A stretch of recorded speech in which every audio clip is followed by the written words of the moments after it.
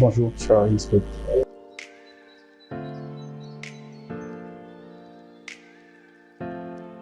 Je crois que je suis avocat. Je suis également serviteur de Dieu. Avocat au barreau du Haut-Katanga, bien sûr. Autrefois, barreau de Lubumbashi. Vers les années 2021, j'ai commencé, parce que j'en avais les atouts, commencé à travailler pour le Seigneur, Jésus-Christ. Donc, je suis aussi ministre de la parole au sein de l'Église. En dehors de ça, c'est dans les partis politiques, où je suis membre du parti politique Mouvement des Congolais Unis, comme chargé de questions politiques, juridiques et administratives ici dans la province du Haut-Katanga. Donc je suis l'un des secrétaires interfédéraux.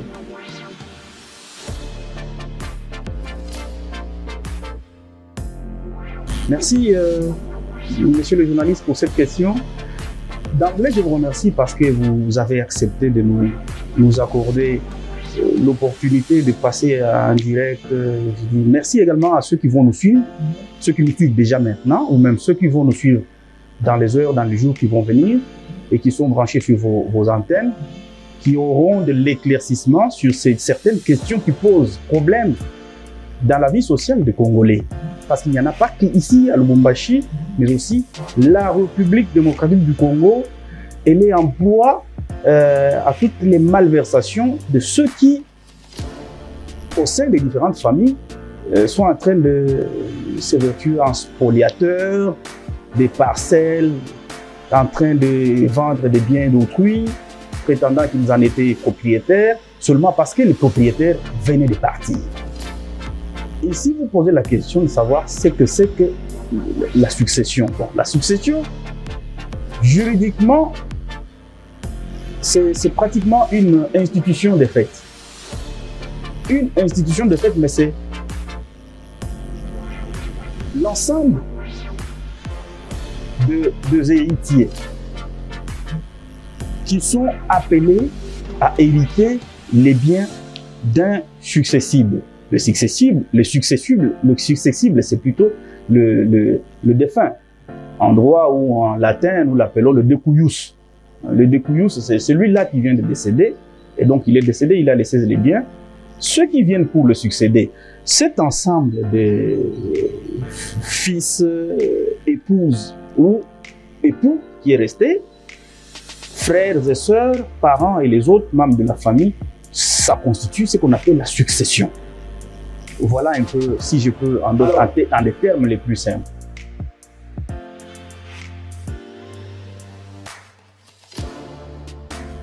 Qui est censé hériter? Eh bien, est censé venir à l'hérédité ou bien est censé être appelé comme héritier au sein d'une succession toute personne que la loi a expressément désignée. Toute personne que la loi a expressément désignée, je crois que lorsque vous lisez la loi, oui, toute personne que la loi a désignée, je préfère m'expliquer parce que il ne faudrait pas que les gens pensent à l'extérieur que tel que je suis là, Théophile, prenons un exemple, demain, M. Tshisekedi, M. Kabila, tout comme le président Mobutu qui est décédé il y a bien longtemps, que l'on voit M. Théophile ou Maître Théophile que je suis, m'improviser en héritier de la succession Mobutu, de la succession Étienne Tshisekedi. Non, la loi ne me désigne pas. La loi a déjà prévu des catégories de personnes qui doivent venir à la succession. La loi, en parlant de loi, je parle du code de la famille congolais. Cette loi qui a été promulguée en l'an 2016, parce que vous savez, depuis l'année 1987, nous étions en Zaïre. La République du Zaïre avait un code de la famille, promulgué par le président, le maréchal Mobutu. Mais arrivé en 2016, je crois sous le règne du président Joseph Kabila, avec à la tête du ministère des Affaires familiales, ou c'est pas le genre, famille et enfants, la ministre Geneviève Inabossi, il y a eu vote de la nouvelle loi, ça veut dire la même loi du code de la famille qui avait existé en son temps, mais il y a eu modification et ajout de certaines dispositions légales. C'est dans cette loi que la loi a prévu, à partir des articles 755 et suivants, la loi a prévu des mécanismes qui donnent pouvoir à quiconque est censé venir à l'hérédité. Et même les catégories de personnes qui doivent venir à la succession ou à l'héritage, ces catégories sont déjà citées. C'est ainsi que, en parlant de ces catégories, il y a notamment la catégorie des héritiers de la première catégorie, les héritiers de la deuxième catégorie et ceux de la deuxième catégorie. Si vous voulez, je peux expliquer. Les héritiers de la première catégorie sont constitués, plutôt, cette catégorie est constituée de tous les enfants du défunt. La personne qui venait de décéder, papa est décédé ou bien c'est maman qui est partie bien avant. Ces héritiers de la première catégorie, c'est notamment tous les enfants nés dans le mariage. Oui. Tous les enfants qui sont nés dans le mariage, ainsi que tous les enfants qu'il a pu avoir hors mariage. J'étais étudiant, mais pendant que j'étais sur le campus universitaire, j'ai pu avoir mon bébé avec une collègue étudiante. Aujourd'hui, cet enfant a 20 ans, cet enfant a 13 ans. Je suis décédé, cet enfant devient héritier, pour autant qu'il ait été affilié de mon vivant. Pour autant qu'il ait été affilié de mon vivant. Ça veut dire, lorsque la personne est encore vivante, elle a pu avoir 2, 3, 5, 50 enfants. Mais au-delà de ces 50 enfants avec son épouse là à la maison, il y a un enfant qu'il a pu avoir à la Katouba. Il y a un enfant qui est resté à Matadi ou à Kinshasa, qu'il a pu avoir en l'an 2000 avec Madame X ou Y. Cet enfant doit être affilié ou reconnu, présenté dans la famille pendant que j'étais encore vivant. Pendant que j'étais encore vivant. Oui. C'est ça qu'on appelle l'affiliation. On affilie cet enfant, on le reconnaît en famille. Il n'y a pas de document. Je ne dois pas prendre mon enfant, l'amener à la commune ou au tribunal pour démontrer qu'il est mon enfant. Dès lors que je confirme aux membres de la famille que celui-ci est mon enfant, eh bien, il est mon enfant. Que dire d'un adoptif? Donc, je n'ai pas terminé. Sur la catégorie, sur la liste des enfants de la première catégorie, il y a des enfants nés dans le mariage, ceux nés hors mariage, même les enfants que j'ai adoptés, les enfants adoptifs. Ces 3 enfants constituent ce qu'on appelle la catégorie ou forment ce qu'on appelle la catégorie des héritiers de la première catégorie. Ces 3 enfants. Et alors, il y a aussi, donc ces 3 catégories, ou ces 3 enfants viennent à la succession. Dès lors que je suis décédé, ils ont le plein droit d'être appelés héritiers de la succession de Théophile que je suis. Il y a aussi la deuxième catégorie de mes héritiers. C'est cette catégorie qui est constituée du conjoint survivant. Le conjoint survivant, c'est soit la dame qui est restée vivante, si c'est papa qui est décédé, soit c'est maman, plutôt c'est papa qui est resté vivant, si c'est maman qui venait à décéder. Papa qui est resté vivant est considéré comme conjoint survivant. Ce conjoint survivant est aussi héritier, y compris mon père, ma mère, mes frères, mes sœurs sont aussi membres de la deuxième catégorie dans l'héritage de Théophile, de la personne qui vient de décéder. Je me cite, comprenez, je prends un exemple terre à terre, c'est pour faire comprendre, faire passer le message à ceux qui nous suivent. Il y a aussi la troisième catégorie, celle-là qui est constituée des oncles, que ce soit paternels ou maternels, ce sont aussi des héritiers qui vont venir à ma succession. Voilà.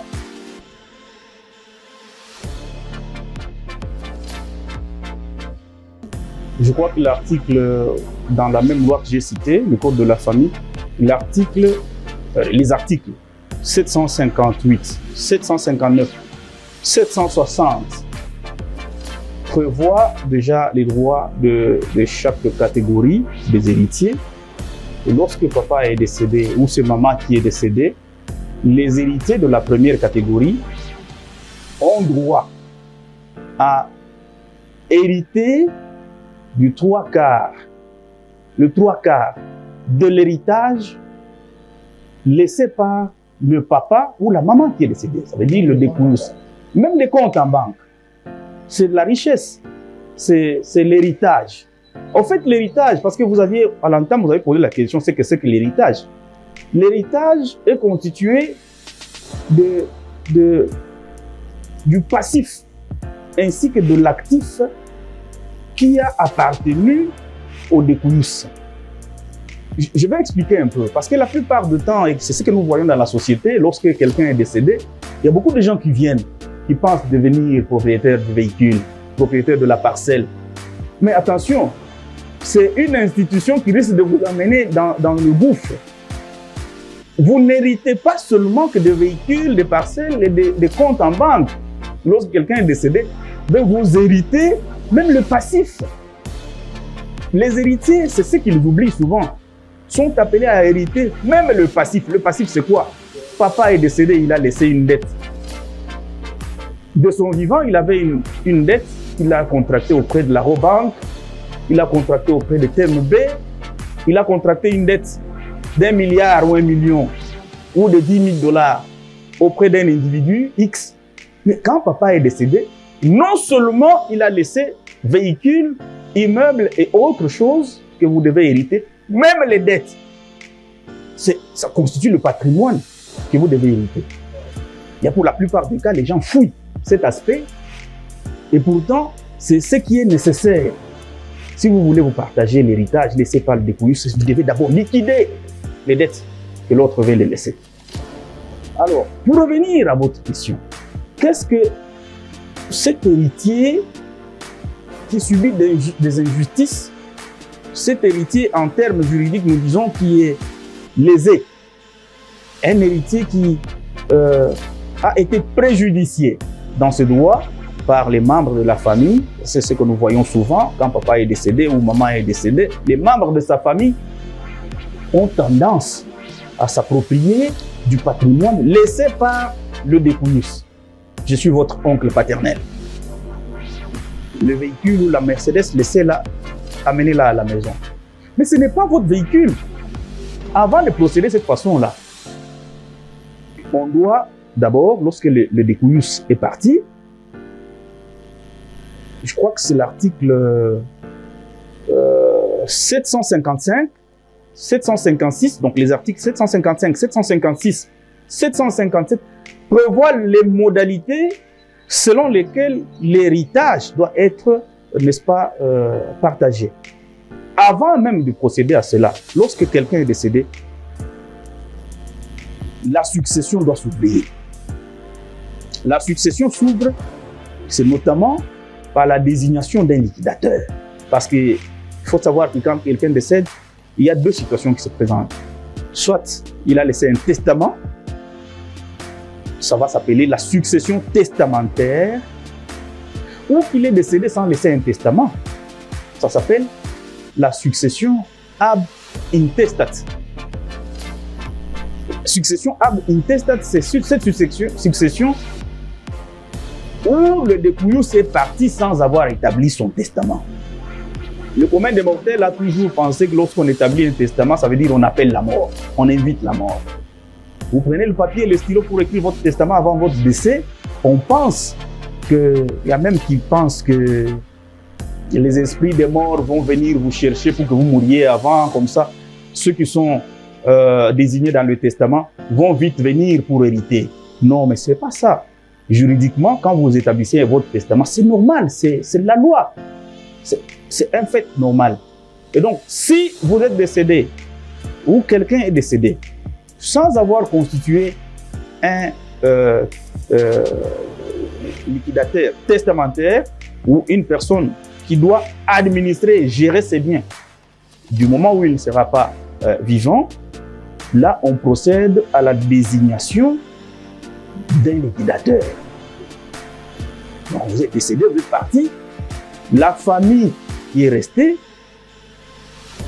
la disposition légale du même code que je venais de citer, je crois que c'est l'article 795, 794, 795, même 796. Quand vous lisez dans ces dispositions légales, il est prévu que lorsque papa est décédé sans laisser un liquidateur ou un administrateur de ses biens, les héritiers de la première catégorie s'unissent et désignent parmi eux un liquidateur. Parmi eux? Oui, qui doit gérer les biens. En cas ou au cas où ils n'ont pas procédé de cette façon-là, la loi a déjà prévu et elle a déjà organisé la situation. Le plus âgé des héritiers de la première catégorie, l'aîné de la famille ou de la première des membres des membres de la première catégorie, l'aîné est d'office le liquidateur de la succession. Alors, vous êtes déçu. Papa est décédé. Mais il y a quelqu'un qui vient s'imposer sur un immeuble. Notre parcelle qui se trouve sur l'avenue Kassavoubou, appartenant à notre père, qui devrait en principe nous appartenir. Parce que sinon, si l'on revient à l'idée que le 3/4 des biens laissés par le papa reviennent aux enfants, mais vous vous réveillez un bon matin, il y a un oncle, il y a un grand frère qui s'est imposé sur la parcelle et qui proclame qu'il en est propriétaire. Mais la loi a organisé les procédures à suivre. Le tribunal de paix est là, le tribunal de grande instance est là pour le saisir afin d'être rétabli dans le droit. Donc, la personne ou l'héritier, membre de la famille qui se sent lésé ou qui se sent être marginalisé, qui vit dans des injustices du fait de l'appropriation illicite d'un bien qui constitue le patrimoine, il n'a qu'à suivre la procédure pour saisir les instances judiciaires.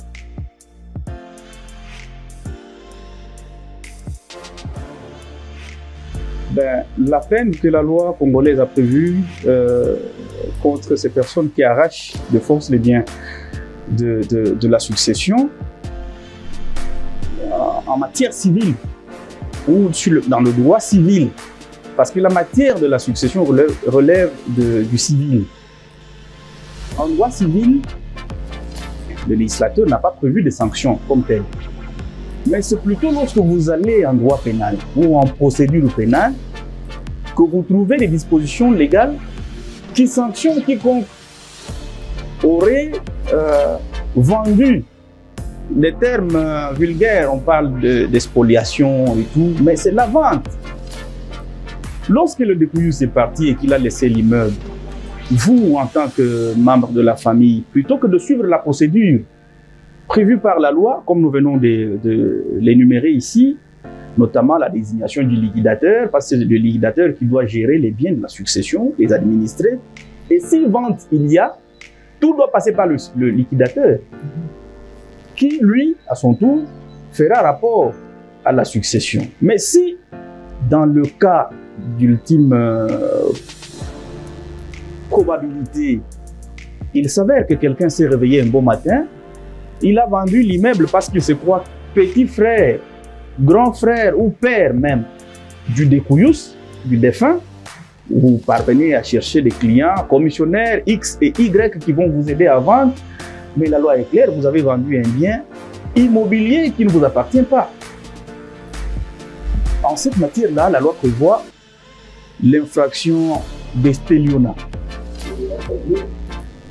Le stélionnat, c'est cette infraction qui consiste dans le fait pour quelqu'un de vendre un immeuble appartenant à autrui. Je venais de donner l'exemple, vous vous réveillez un bon matin, vous apprenez que quelqu'un a occupé la parcelle laissée par votre père.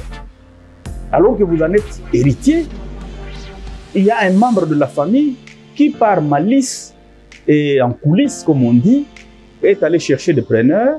Les preneurs lui ont remis 1 million, ils lui ont remis 50 000, 30 000 $. Ils ont pris la parcelle. Cette parcelle qui ne lui appartenait pas et qu'il est parvenu à vendre, il a empoché 20 000 ou 30 000 $.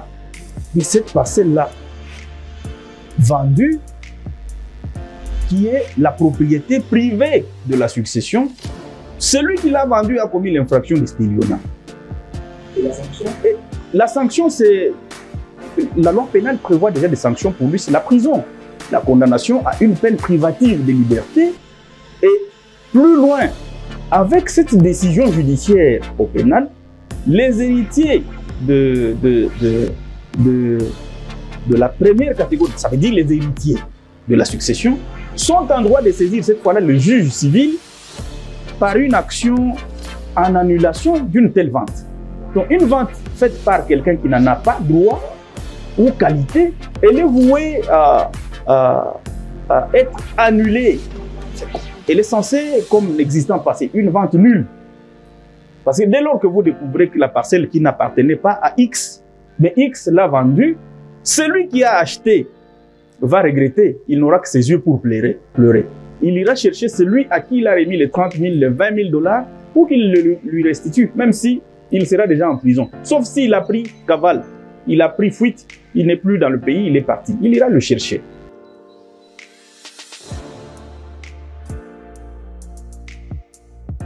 C'est moi qui vous remercie pour l'occasion que vous m'avez offerte. Merci.